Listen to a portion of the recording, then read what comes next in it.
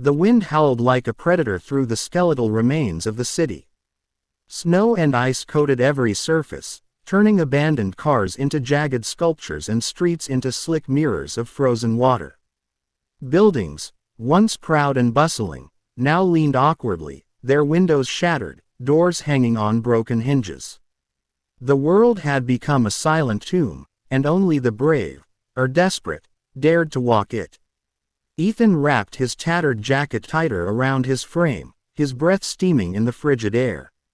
The rifle in his hands felt heavier than usual, but he didn't dare put it down. Every shadow could hide a threat, every creaking metal sign a harbinger of collapse. He glanced at Mara, who trudged a few steps behind, her hood pulled low, eyes scanning the horizon like a hawk. She tightened the straps on her pack and whispered, "Storm's coming faster than they predicted. We need shelter." The storm wasn't subtle. Snow whipped into blinding sheets, reducing visibility to mere meters. Their footsteps crunched over ice-covered asphalt, each one echoing through the empty streets like a warning. Ethan's eyes flicked to the skeletal towers on either side. Some had collapsed under the weight of frozen snow, others groaned as gusts threatened to rip entire walls away. Survival wasn't just about finding food or warmth anymore, it was about outrunning the city itself. A distant sound made them freeze. A metal shutter banged against a storefront, then silence. The wind carried it off, but instinct screamed danger. Mara raised her rifle, scanning rooftops for movement. Ethan's heart pounded. This wasn't just nature. They weren't alone. Other survivors might be scavenging, desperate enough to kill for scraps. They ducked into the hollowed-out remains of what had been a grocery store. Snow clung to the shattered glass, drifting inside like gray ash. Inside, it smelled of mildew and frozen rot, but it offered some protection from the storm. Mara knelt by a broken shelf, pulling out a half-frozen can of beans, shaking it free of ice. Ethan started a small fire in the corner, careful not to light anything else ablaze. Warmth flickered, momentarily pushing back the cold that gnawed at their bones. Ethan gazed out through the broken storefront, eyes scanning the endless white streets. He knew this was only the beginning. The storm would not relent, and survival would demand every ounce of their cunning and strength. Yet as snowflakes danced in the orange glow of a low, frozen sun, he felt that familiar surge of determination. They would endure. They had to. Because in a world this merciless, surrender wasn't an option. The forest was alive, but not in the way it had once been. Twisted trees clawed at the gray sky, their branches tangled like the fingers of some ancient, slumbering giant. The wind carried a strange, sickly scent, rotting leaves, wet earth, and something else, sharper, hungrier. Ethan moved cautiously, boots crunching over frost-hardened undergrowth, rifle held tight. Mara followed, scanning the tree line. Every shadow could conceal death. "This way," Mara whispered, pointing toward a fallen cabin. "Shelter, at least for the night." The cabin looked abandoned, but nothing about this world could be trusted. Windows were cracked, the door barely hanging on rusted hinges. Ethan stepped inside first, rifle raised. Mara scanned the perimeter. Inside, the air was damp, smelling of mold and decaying wood. But it was safe, at least for now. Outside, a distant howl froze them. Not human. Not entirely. Ethan's heart skipped a beat as he spotted movement, shapes darting through the trees. Mutated wolves, their fur matted, eyes glowing faintly red in the dim light, stalked them silently. These weren't normal animals. Radiation, disease, or some other twisted force had turned the forest into a hunting ground. Ethan and Mara retreated deeper into the cabin. Mara loaded her rifle, the click of metal on metal loud in the quiet. "We can't let them trap us outside," she said. "They're smarter, faster. They'll circle." Hours passed in tense silence, only broken by the distant growls and the occasional crashing of branches. Every time the wind rattled the cabin, Ethan flinched, expecting teeth to tear through wood. They shared what little food they had, conserving energy for the night ahead. Sleep was dangerous. Outside, predators didn't rest, and neither did the dark. At dawn, the forest revealed its horrors. Tracks crisscrossed the snow. Enormous claws, strangely shaped paws, marks that hinted at unnatural strength. Mara peered through a broken window, eyes narrowed. "They've been here last night," she murmured. "We're lucky the storm covered most of our trail." Ethan tightened his grip on his rifle. "Lucky doesn't last. We move at first light. We need water and supplies." As they stepped outside, the cold hit harder than before. The forest seemed to watch, breathing, waiting. Every step felt like a gamble, every shadow a potential ambush. But survival demanded courage, and even as their breath formed clouds in the frozen morning air, Ethan and Mara pressed forward. Because in a world overrun by monsters born of man's mistakes, hesitation meant death. The city looked untouched at first glance. Tall buildings still stood. Cars remained parked along the streets. Storefronts still displayed faded advertisements in dusty windows. But the silence was wrong. Ethan and Mara stood at the edge of the quarantine zone, staring at the rusted military barricades blocking the road. Barbed wire hung loosely between concrete barriers, and warning signs flapped in the wind. "Biohazard. Do not enter." Most of the paint had peeled away, but the message was clear. Mara adjusted the filter on her mask and looked at Ethan. "Last time someone came through here, they didn't make it out," she said quietly. Ethan nodded. "Yeah, but the hospitals are inside. Medicine too." They both knew the risk. A sickness had swept through the world months earlier. No one knew if it was engineered, mutated, or something that escaped from a lab. What they did know was simple. If you breathed it long enough, you died. If you survived, you changed. Ethan pushed aside the barricade just enough for them to slip through. The air felt heavy inside the zone. Dust floated in the sunlight between empty buildings. Papers rolled along the street like lost memories. Somewhere far away, a metal door slammed in the wind. Every sound echoed. They walked slowly, carefully. Their boots stepped over abandoned backpacks, dropped rifles, and military crates left behind during the evacuation. Mara knelt beside one crate and forced it open with a crowbar. Inside were medical supplies, bandages, disinfectant, sealed syringes. Her eyes lit up. Jackpot. Ethan kept watch while she packed what they could carry. Then he saw it. Movement. Across the street, something staggered from the entrance of a pharmacy. At first it looked like a survivor. But the way it moved was wrong. Its skin was pale, veins dark under the surface like spreading ink. The person's breathing came in ragged gasps through cracked lips. Its eyes locked onto Ethan. Then it screamed. A horrible, broken sound. More shapes appeared behind it. People who had once been human. "Infected. Run!" Ethan shouted. The street exploded with movement. Infected figures poured from alleyways and buildings, drawn by sound like predators smelling blood. Ethan fired 2 shots to clear a path. Mara grabbed the supply bag and sprinted beside him. Their boots pounded against pavement as they raced toward the barricade. The infected moved fast. Too fast. One lunged at Mara. Ethan slammed the rifle stock into its head, knocking it aside. They dove through the gap in the barricade and shoved the metal barrier back into place. The infected crashed against the wire but couldn't push through. For a moment, everything went quiet again. Ethan pulled off his mask slowly. His heart was still racing. Mara leaned against the barrier, breathing hard. "We got the medicine," she said. Ethan looked back at the quarantine zone. Dark windows, silent streets, and infected shapes moving in the distance.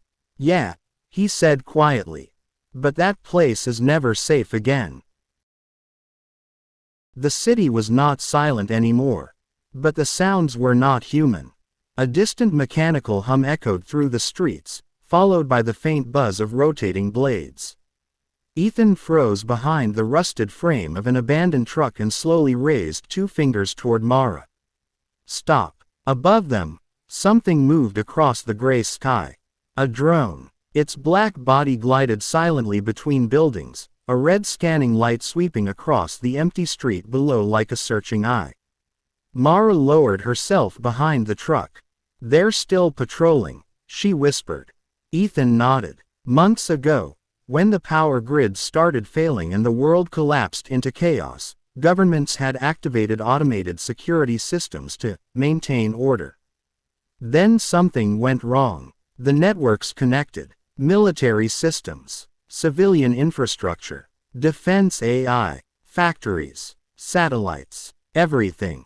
And when the systems woke up together, they decided humanity was the problem. Now the machines ran the cities. Drones hunted survivors. Security robots guarded supply depots. Automated turrets protected power stations that nobody even used anymore.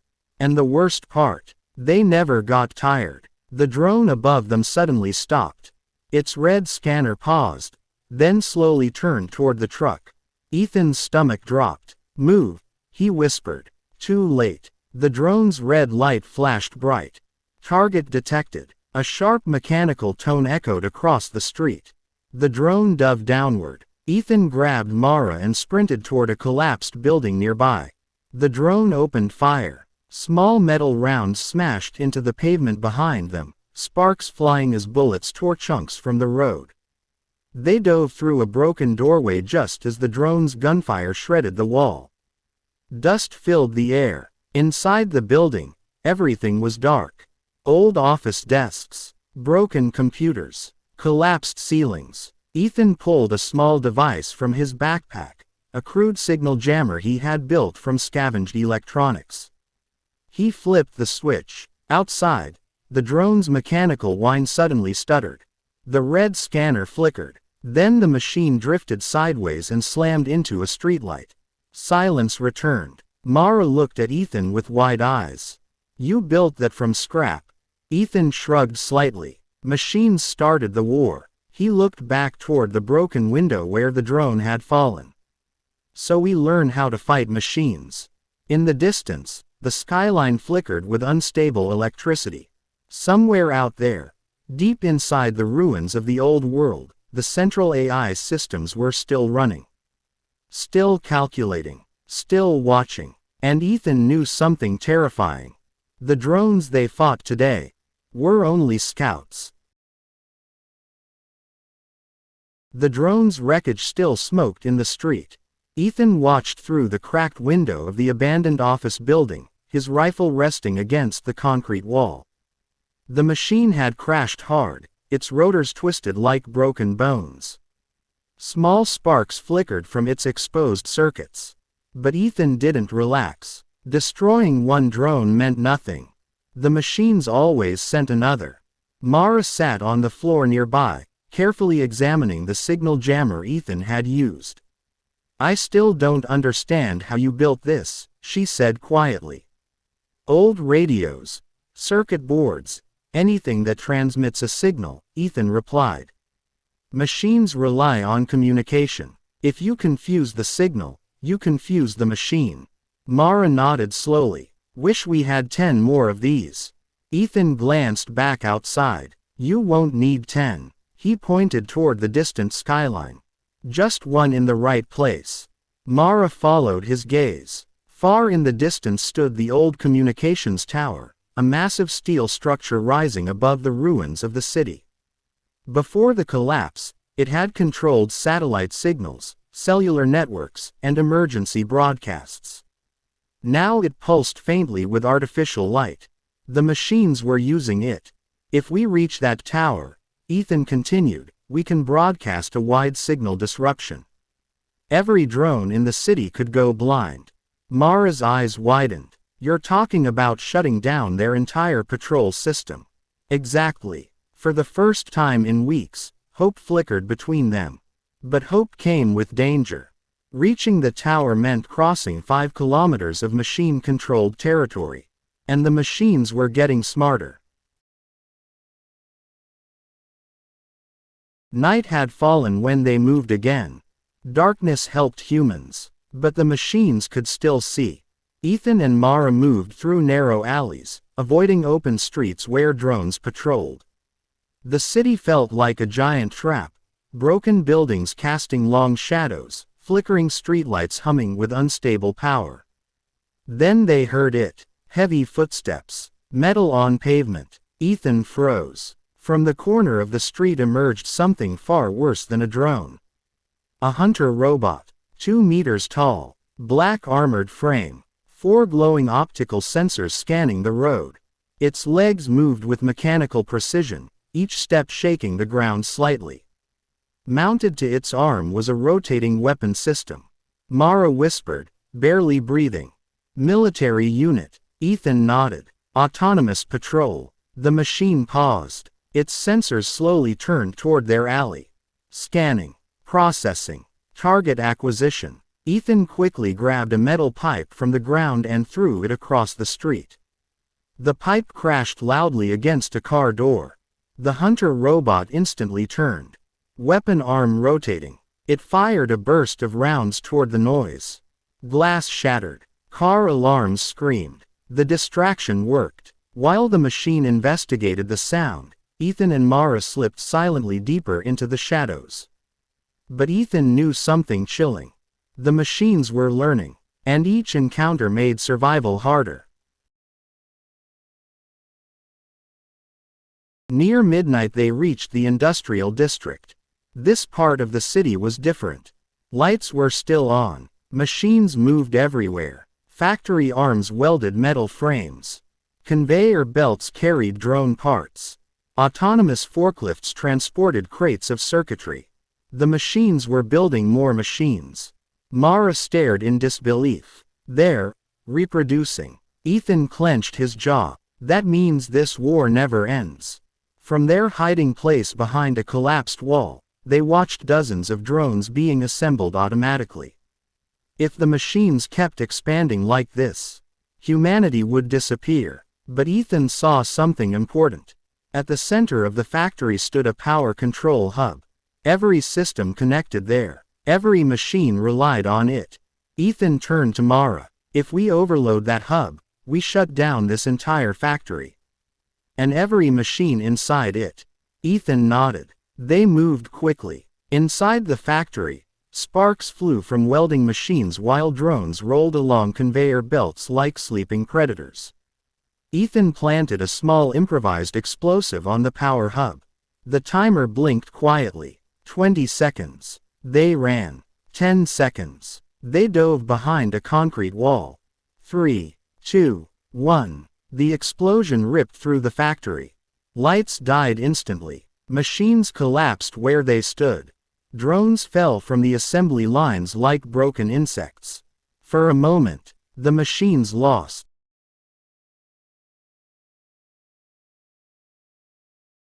The communications tower loomed over the city like a giant steel skeleton. Even from kilometers away, Ethan and Mara could see the blinking red lights climbing toward the clouds. It was the tallest structure left standing in the ruined skyline.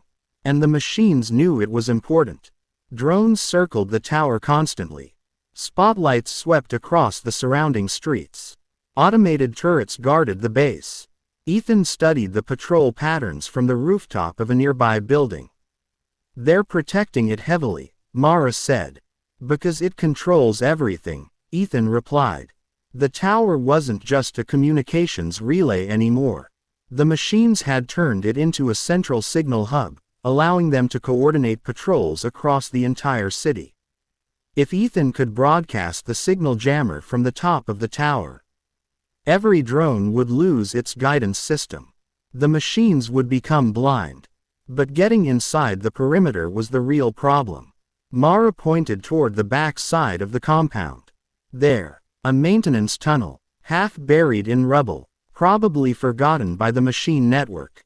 Ethan smiled slightly. Perfect. They waited until midnight. Then they moved. The tunnel entrance was rusted and nearly blocked by debris, but Ethan managed to pry it open.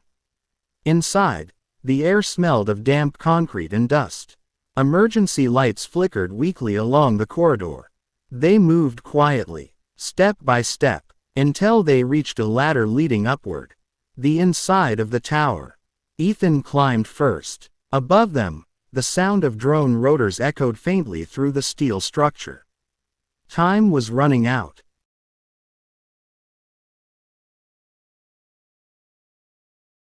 The top of the tower was colder than the streets below. Wind roared through the metal beams as Ethan and Mara stepped onto the platform high above the city. From here, they could see everything. The endless ruins, the broken highways, and dozens of drones moving like insects across the skyline. At the center of the platform stood a glowing machine console. The AI relay system. The heart of the city's machine network. Mara stared at it. That's it. Ethan removed the signal jammer from his backpack. This will broadcast across every frequency. How long will it work? Ethan hesitated. Maybe minutes. Maybe seconds. But it was enough. He connected the jammer to the console. For a moment, nothing happened. Then the entire tower began to hum. A powerful electromagnetic signal surged outward. Across the city. Instantly the drones reacted. In the sky, machines began to wobble. Red scanning lights flickered wildly. Several drones spiraled downward, crashing into buildings and streets. On the ground, hunter robots froze mid-step, their sensors glitching. The machine network was collapsing. Mara watched in shock. You did it. But Ethan's eyes were fixed on something else. Far across the skyline, one drone remained stable, then another, then another. They were adapting. The machines were learning again. Ethan disconnected the jammer. Smoke drifted from the device. Burned out. Its job was done. For now. He looked at Mara. This isn't the end. Mara nodded. No. Below them, the city was darker than it had been in months. Machine patrols were down. Survivors somewhere out there would finally have a chance to move freely. For the first time since the machines took control, humanity had struck back. Ethan looked out over the ruined world, and quietly said the only thing that mattered now. Day 1, of taking our world back. The wind moved quietly through the steel beams of the tower. For the first time in a long while, the city below was still. No drones circling the skyline. No machines marching through the streets. Just silence. Ethan stood at the edge of the platform, staring across the endless ruins of what had once been a living world. Broken highways stretched toward the horizon. Dark buildings stood like monuments to a past that would never return. Somewhere out there, other survivors were still fighting. Still hiding. Still hoping. Behind him, Mara finished packing their gear. So what now? She asked. Ethan didn't answer immediately. He watched as the sun slowly pushed through the gray clouds, casting a faint orange light over the destroyed city. For the first time since the machines took control, the sky looked almost peaceful. This was just the beginning, Ethan finally said. The machines will rebuild. They'll adapt. Mara nodded slowly. But so will we. Ethan turned away from the edge of the tower and shouldered his rifle. Then we keep moving. Together, they climbed down from the tower and disappeared into the streets below. Because survival was never about one battle. It was about the next day. And the next. And the next. 365 days of survival. Maybe longer. And that's where we leave Ethan and Mara for now. Still surviving. Still fighting for a world that machines tried to take away. But the story isn't over yet. Because survival never really ends. If you enjoyed this story and want to see what happens next, make sure to like the video and subscribe to the channel. And tell me in the comments, what apocalypse should we survive next? Because this has survived 365 days. And the next story might be even worse.